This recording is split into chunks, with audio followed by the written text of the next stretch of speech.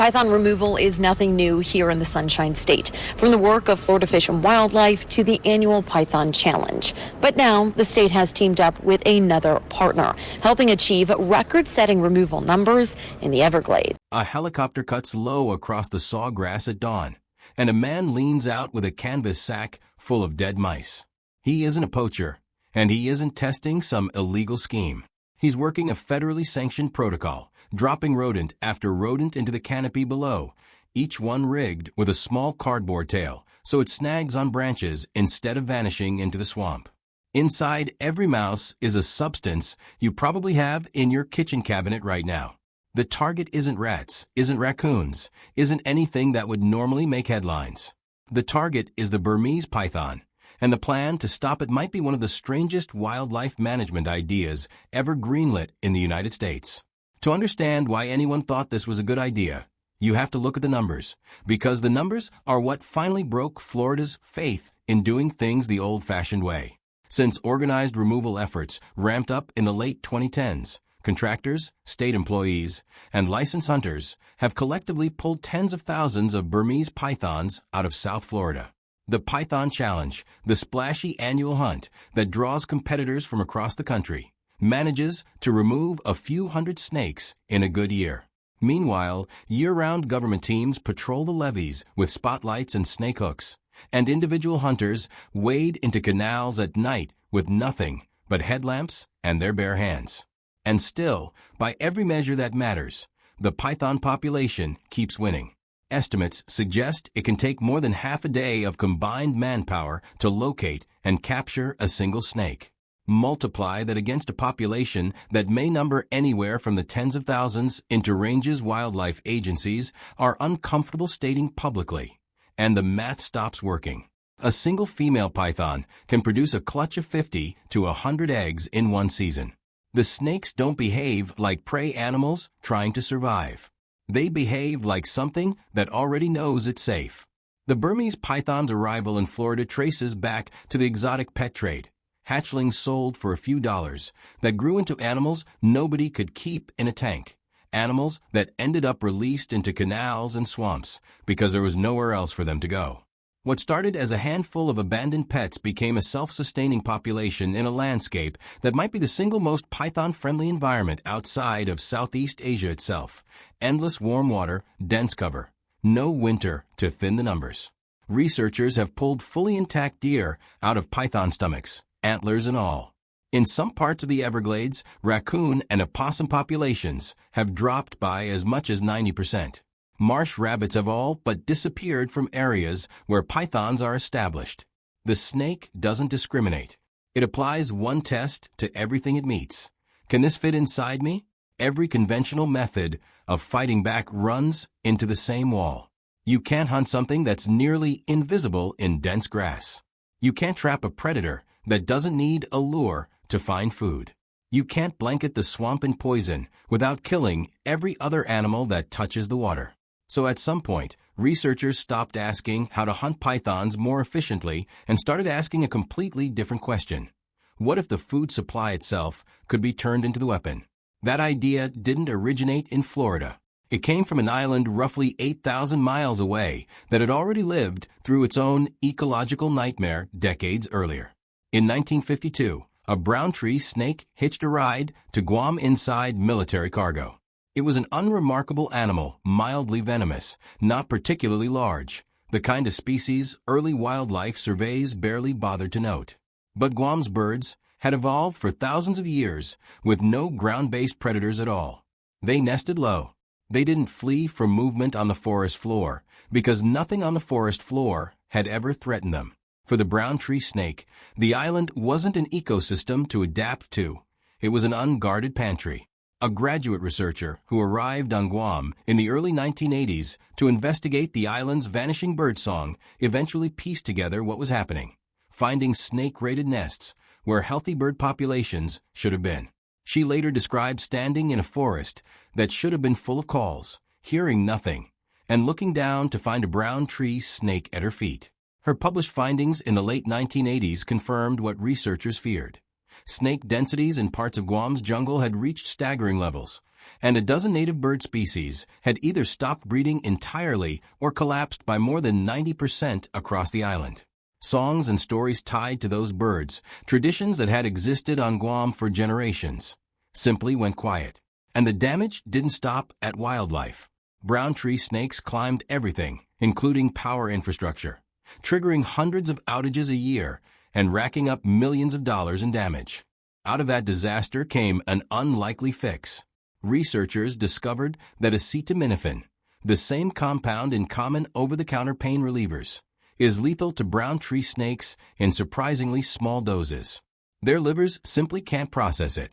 You can't scatter pills through a jungle canopy, but you can hide a dose inside a dead mouse, attach a streamer so it catches in the branches instead of falling to the forest floor, and drop it from the air. Field trials on Guam dropping a few thousand baited mice into targeted sections of jungle showed snake activity in those areas fall by roughly 80%. Later operations scaled up to tens of thousands of bait drops at once. It worked far better and far more cheaply than any trapping program ever had. Here's the detail that turned a Pacific Island fix into a Florida proposal. Burmese pythons share the same vulnerability. The metabolic pathway that makes acetaminophen deadly to brown tree snakes exists in pythons too. Researchers studying the species confirmed it directly. A substance found in nearly every American medicine cabinet is just as lethal to a python as it is to the snake that wiped out Guam's birds. So the obvious question followed naturally. If it worked there, why not here? The catch is biology, and it's a detail that rarely makes it into the headlines. Adult Burmese pythons are simply too large for this strategy to touch them directly. An animal capable of swallowing a deer whole has no interest in a single dead mouse. But juvenile pythons are a different story entirely. In their first year or two of life, young pythons are roughly the size of an adult brown tree snake, and their behavior matches it almost exactly. They hunt small rodents. They climb. Researchers who have tracked juvenile pythons using radiotelemetry describe them as constant explorers, moving through low branches and dense vegetation in a way adult pythons, which spend most of their time submerged or buried in heavy cover, simply don't. If bait were hanging in that canopy, the young snakes would be exactly the animals most likely to find it. That single behavioral fact is the entire foundation of the strategy. The bait is built for the size and habits of a juvenile python, and juvenile pythons are biologically wired to go looking for precisely that kind of prey. The logic behind it isn't about killing today's adult population. It's about cutting off tomorrow's. A female python doesn't need to survive into old age to be a problem. She only needs to survive long enough to reproduce. Stop enough juveniles from reaching maturity, season after season, across enough of the landscape, and the adult population eventually stops replacing itself. To make a dent at that scale across South Florida's Python Range, researchers estimate the program would need millions of bait drops a year, not thousands. The ambition behind it is almost hard to comprehend. And that's exactly where the optimism runs into a wall the Guam program never had to face. Guam, by the time its mouse drops began, had already lost most of its native birds.